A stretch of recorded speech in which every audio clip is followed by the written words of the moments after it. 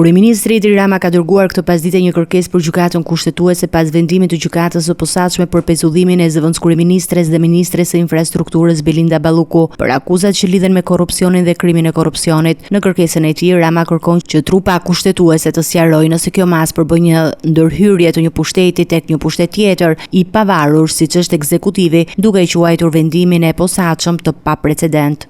Pezullimi është vendim i një gjykate që ne do ta përcjellim në gjykatën kushtetuese si një akt brutal ndërhyrje në pavarësinë e pushtetit ekzekutiv. Dhe gjykata kushtetuese do duhet të na thotë se cili është qëndrimi i saj bazuar mbi Kushtetunë e Republikës së Shqipërisë.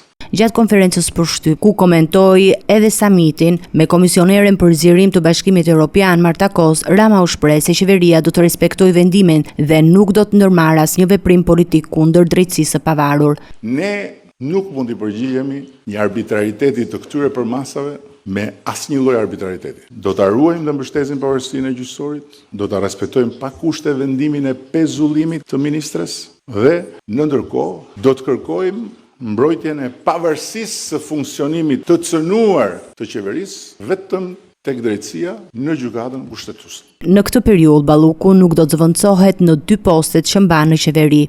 Nuk jemi në kushtet kur duke ndërhyrë me forcë në pavarësinë e ekzekutivit mund të diktohet ndonjë lëvizje e qeverisë. Kështu që për periudhën që flasim, qeveria e Shqipërisë nuk ka zëvendëskryeministër dhe nuk ka një ministër të infrastrukturës dhe energjisë që funksionon. Komisioni Rakos e pyetur për rastin nuk komentoi drejt për drejt, duke e lidhur situatën me reformën e përgjithshme të suksesshme në drejtësi që ka ndodhur në Shqipëri.